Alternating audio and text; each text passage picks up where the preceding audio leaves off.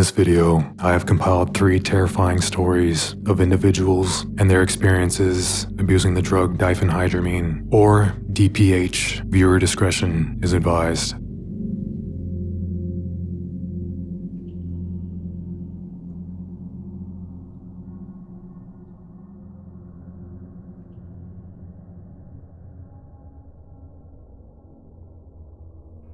The most horrific, traumatizing night of my life. DPH trip report. My sober reality has been pretty dark lately, and I wanted an escape, any escape. I read a bunch of DPH trip reports, and I was very intrigued. Supposedly, it makes you hallucinate a bunch of scary things. Spiders, ghosts, spirits, etc. I'm kinda into horror stuff, and wanted to see some ghosts, so I decided to take 400 milligrams of DPH, and I took 500 milligrams of psilocybin to add to the experience. Biggest mistake ever. After taking the drugs, I went up to my room and turned off all the lights and laid on my bed in complete darkness. I figured it would be more scary, more authentic with the lights all out. I was pretty excited to see some ghosts when things took a turn for the worst. 45 minutes in, and I feel this sense of impending doom. I feel very uneasy, as if something bad is about to happen. I regret taking the pills. I was on my phone at this point. About an hour and 15 minutes in, I hear banging noises, knocking noises, and footsteps. I sense some kind of presence. I turned on the flashlight on my phone to see what was happening and tried to get out of bed, but I felt so heavy. It didn't feel safe walking because I felt I might fall. I see 2 big spiders on the door of the room across from me. For reference, I'm in a room with a square hallway outside of my room, and there is a room across from mine with the door open about a foot. I'm not really afraid of spiders, so this didn't bother me, but I felt some kind of paranormal presence. At this point, I'm completely unable to read my phone. My vision is so blurry, so I can't read the time. Out of the corner of my eye, I see a ghost about 5 feet tall, with her white dress standing in the hallway, looking at me. I turned and looked directly at it, and it vanished. At this point, I'm a little scared, but soon I was about to see the most terrifying hallucination. I look into the hallway, and I can see a demonic-looking face staring at me through the door of that room. I can't describe what it looked like, but it looked like Jeff the Killer. This whole time, I'm also having auditory hallucinations of banging, knocking, and footsteps. I look at the foot of my bed and see an 8 to 9 foot tall shadow figure float towards me. I'm paralyzed with fear at this point. I shine the flashlight right on it, and it fades away. The next hallucination is why I'm scarred for life. By the way, all my senses were heightened tenfold. I touched my arm, and the warmth from my hand felt like my arm was on fire. I hear something outside my room, and see the tip of a knife start moving around the corner. From my point of view, I'm looking through the doorway, right outside my room. The knife moves around the corner until I can see the whole knife, and there's a hand holding it. I don't see the arm or the body of whatever is holding it because it is on the other side of the wall. Next, the knife and hand disappear, and about 5 seconds later, the same face from earlier peeks around the corner at me and stares me down, smiling the whole time. It looked like Jeff the Killer. I was having a staring contest with this entity. I was bracing for impact. Any second now, and I know I'll be stabbed to death. Then the face just disappeared. I was so scared I wanted to cry, but I couldn't. I figured if I turned off my flashlight and couldn't see these things, they couldn't bother me.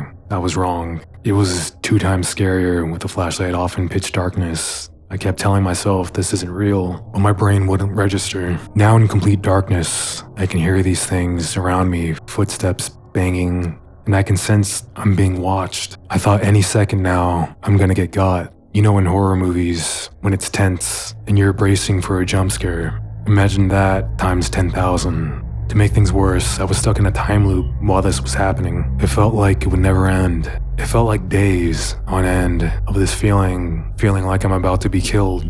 I was hoping they would just get it over with already. I was so scared, I wanted to die. I think I have PTSD now from this experience. Today at work, I had a panic attack. I've never had one before, and had to leave work. I was crying uncontrollably, shaking, and hyperventilating at work. I also feel unsafe in my room. Even the thought of my room makes me feel sick. This is a lesson to anyone reading. Never take tripping doses of DPH. I also don't even 100% remember everything that happened the entire trip. This is just what I can remember.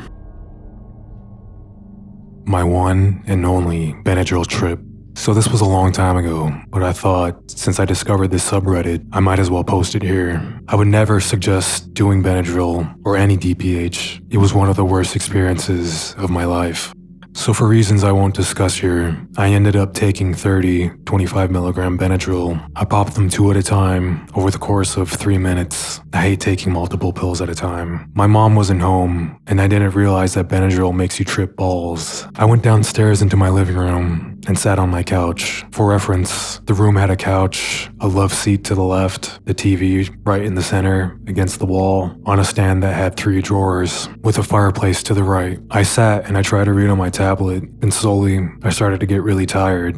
More exhausted than I had ever been in my life. I wasn't confused at all, because Benadryl makes you sleepy if you take 2. Around an hour after taking the pills, my body felt like it was 100 pounds heavier, and that gravity was failing me. That was my first tip off that something was not right. My brain activity started to slow down, and I couldn't make a full thought. The world slowly began to have this horror movie feel with a dark filter on it. I could feel my eyes darting around, but my brain was a couple seconds behind what I could see. Soon after, I noticed that the handles on the dresser kept flipping upwards instead of downwards. I would stand up to go flip them back down, but as soon as I would touch them, they would be back downwards. Once I went to sit back down, I started to see these translucent people coming out of the wall to my left, made up of a sort of heat wave looking substance. When I would close my eyes, they would go away. This continued to happen, and I eventually figured out I needed to stop looking at that wall. When I looked over at the fireplace, there were flies and maggots flying all around the bricks, and I suddenly felt like I couldn't breathe. Benadryl is a suppressant. I had to manually breathe for about 30 minutes before I could forget about it and breathe normally again. I would hear the toilet flushing, people knocking on the door, or family members calling my name from upstairs, yet nobody was home.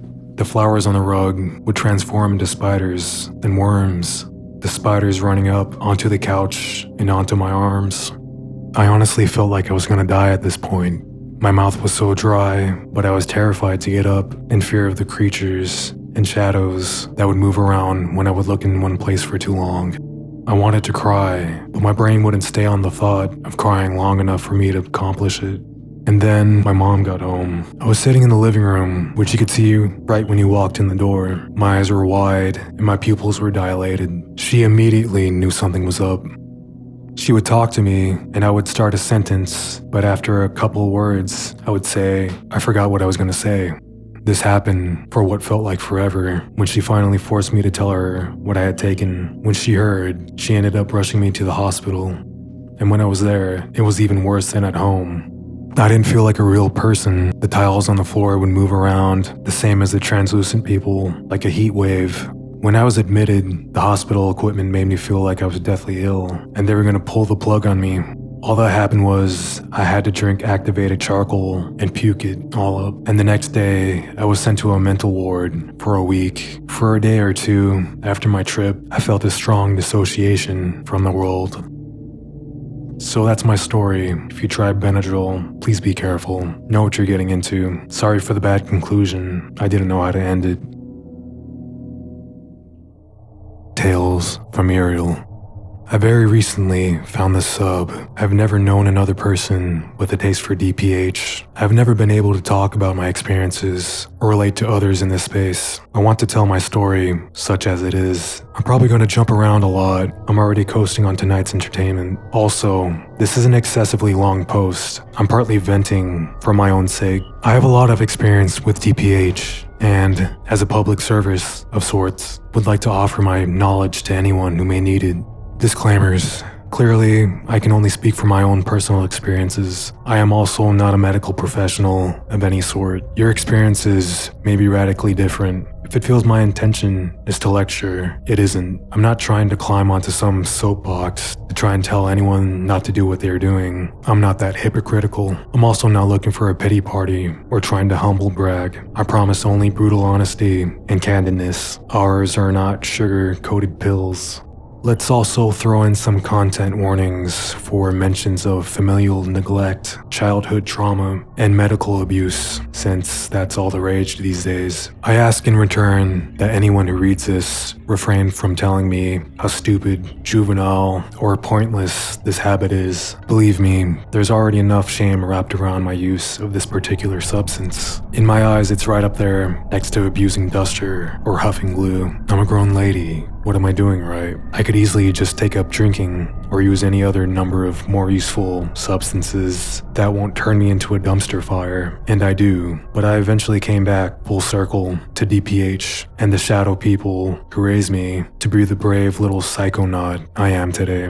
My hope is that my story may help less experienced users be as informed and as safe as possible. I wholeheartedly believe in harm reduction practices. At best, I hope to offer my knowledge as a resource, one that I never personally had. If you push boundaries with this drug, there will be lasting consequences. I am a 36-year-old single mother and a full-time undergraduate student. I study human evolution, behavioral ecology, and primate cognition. From the ages of 14 to 20, I use DPH almost daily. Recently, after 16 years and several lengthy side missions with other chemicals, I've reunited with my eldest fling, drug fling that is. This led me here to DPH, and for the first time, I'm not a lone weirdo. You are my people, for the most part. I can't really tell you how I found or started using DPH. My mother suffered from a pretty severe mental illness, and I am an only child. There was stress, lots of it. On good days, I was neglected. On bad days,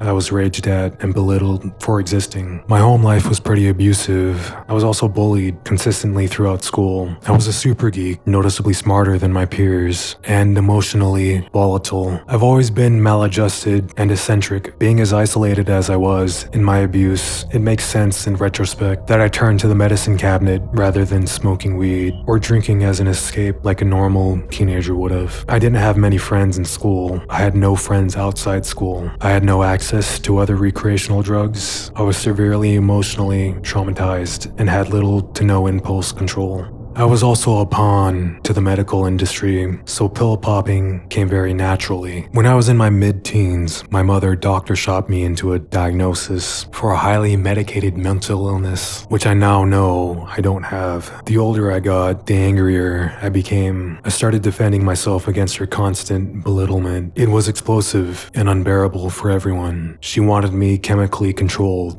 and used my supposed defective brain to gaslight me into believing I would be forever dependent on her. Our relationship was highly detrimental to me, and I am still dealing with the fallout from never having been allowed to develop my own sense of self. I haven't spoken to either of my parents in 3 years. They continue to stalk and threaten me and my chosen family to this day. I was coached from a young age to be hypercritical of my thoughts, feelings, and the effects of the rainbow of psych medications I was on. I was groomed to keep reporting that the meds were ineffectual so that my doses were raised at most of my med check appointments. And honestly, the meds weren't working because I was being treated for the wrong issues. At one point, I was spending upwards of 5 hours a week in various counseling sessions. My mother repeatedly replaced my therapist when they caught on and started questioning her about our home life. I was a minor and could do nothing to stop her. These factors greatly contributed to my fixation on altered states of consciousness. It also left me with the belief that my mind was irreconcilably different and incompatible with the outside world.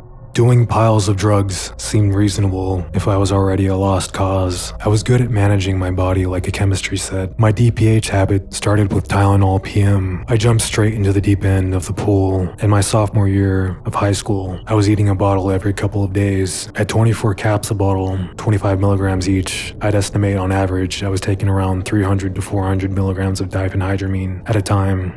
I was dosed all day, at school, and most nights as well. I was a disgustingly good student, so I flew right under everyone's radar. What could possibly be wrong with a straight A student? And besides, she's already in therapy. Clearly, she's being managed right. Obviously, that much acetaminophen is god-awful for your body, so I eventually switched to Dramamine. It was far easier to steal, had double the DPH content, and the original formula had fewer active ingredients. Edit. Thanks to this sub, I now know the difference between DPH and DMH. My dosages numbers are doubled here, and Dramamine contains caffeine. I coasted like this through the end of high school and graduated at 17. When I got to college, it got real. At that point, I was averaging just under 2 full bottles of Dram a day. I was stealing them from the grocery store where I worked part-time, 2 bottles at 12 tabs a pop, 50 milligrams a tab. I estimate I was consistently doing at least a gram a day, as much as 1.2 grams on the regular. On top of my recreational chemistry experiments, I was also on fairly high doses of risperidone, Zyprexa,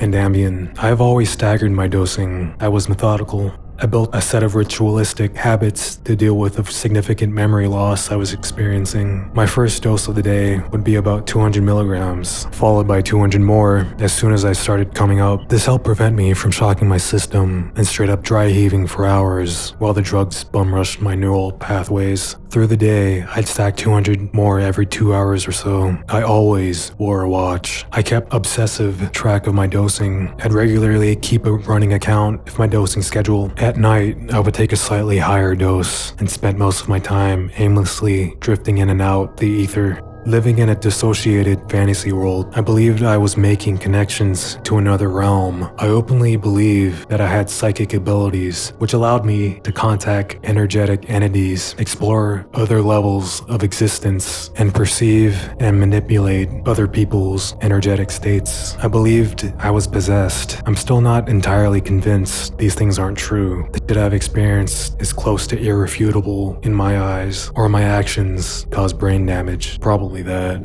The first 3 years while I was in high school, I was still surprisingly functional. I had horrible sleep issues and super vivid, disturbing dreams, though very few bad trips in waking life. I had persistent visual and auditory hallucinations. Around the time I graduated high school, I was living in Ariel almost full time. I existed on the margin between 2 dimensions as my life at home was growing steadily worse. So did my habit and the impacts of using. As my use progressed, I would regularly lose control of my dosing schedule when I was real messed up and often took more than intended. I regularly found myself passed out on random bathroom floors around campus. I have no idea how I managed to hide what was going on. I was like a walking Mad Lib. I was eating the stuff like candy. DPH became a food group. I know what you might be thinking by now. How did she sustain over a gram a day for more than a year without messing herself up hard? Is she full of it? And I have no reasonable answer for that, aside to say that my lasting injuries are, for the most part, psychological. Frankly, I'm shocked I'm not a drooling imbecile. First, I lost the ability to read. My eyes were unable to focus, and I was no longer able to interpret symbols. I couldn't identify letters, and I couldn't identify street signs. I totaled my car. I completely lost the ability to drive. I had significant issues with my coursework at school. My dissociation grew into full-blown derealization, and at times, I would fail to recognize everyday objects, such as the toaster or my own shoes. I also struggled with depersonalization. I became convinced that I no longer inhabited my own body. I was trapped in the astral plane. My body was merely a golem, a stand-in, a puppet, a toy to play with and abuse.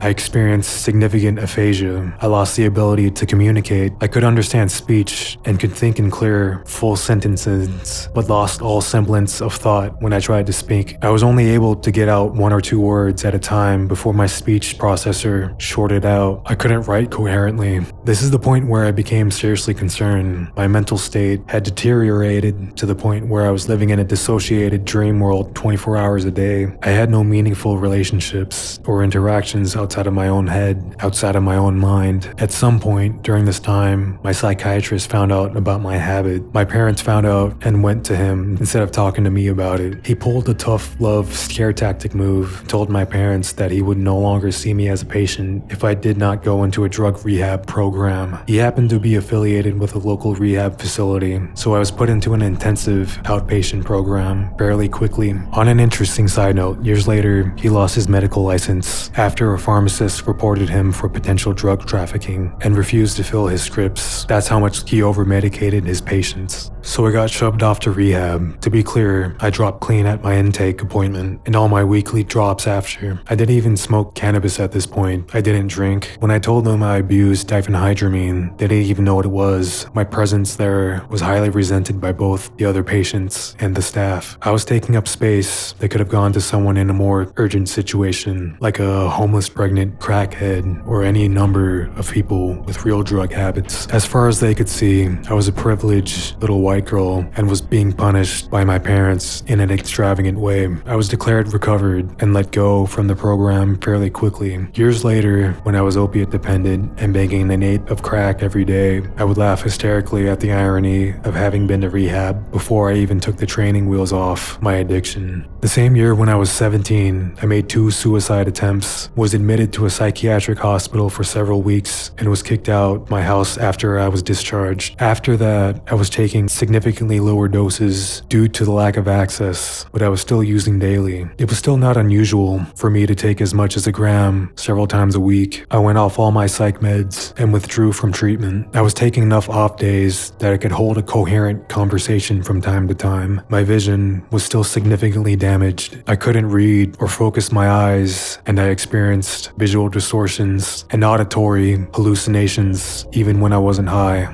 When I finally stopped altogether, the damage I had done was pretty apparent. My speech issues resolved first, thankfully. I regained the ability to focus my eyes within a few months, but was not able to really comprehend any text of significant length for several years. I had crazy emotional breakdowns and great difficulty interacting with people. I had issues swallowing without choking on my own spit, which persists to this day. It's a difficult sensation to describe. It's as if my muscles are not coordinating with each other. It feels sort of like half of a hiccup, if that makes any sense. The auditory hallucinations and visual distortions never completely went away, though eventually they lessened to the point where I was, for the most part, able to tune out the noise. It became my new normal. I spent my 20s cultivating, nurturing, and subsequently killing an IV drug habit. I settled into my recovery like a good little stoner, landed a great job, met a man, and had a baby. Moved across the country, managed a music store, cut all ties with my abusers. Things were looking up. Turns out I wasn't totally broken after all. Sure, I was messed up from my abusive upbringing, but I thought it wasn't anything a little Buddhism and some radical acceptance couldn't fix. 8 years went by. Last year, I quit my job and returned to university full-time. I was dumped late last year and abruptly became a single mom. Then came COVID. I've been isolated in my house with all my demons since early March, in my bedroom and distress. It made sense to resume my chemical experimentation, so I'm right back at it like Icarus flying straight into the sun. As far as lasting effects, I mentioned most of them already. I still struggle significantly with dissociation and derealization. I've had several psychotic episodes over the years. I have long bouts of major depression. I struggle with executive dysfunction and self-care. I chain smoke. I have severe insomnia. At times, I'm still trapped in the delirium. My sex life is essentially a game of roulette. I have a tendency to dissociate and slip into a feral state. I've been known to attack my partners. I don't know for certain if these things are the result of my substance abuse or childhood trauma and emotional neglect. Likely, it's both. Now that I have read many other people's experiences on this sub, I suspect that DPH is, at the very least, a significant contributing factor. If you read this far, thank you for bearing witness with me. I've never told this story in its entirety. It feels so immature and shameful to party like a 14-year-old. Feel free to ask me anything you're curious about in regards to long-term use, high dosages, or after effects. Again, I can only speak to my personal experiences. You and only you are responsible for your own use and safety. Don't trust strangers on the internet, kiddos.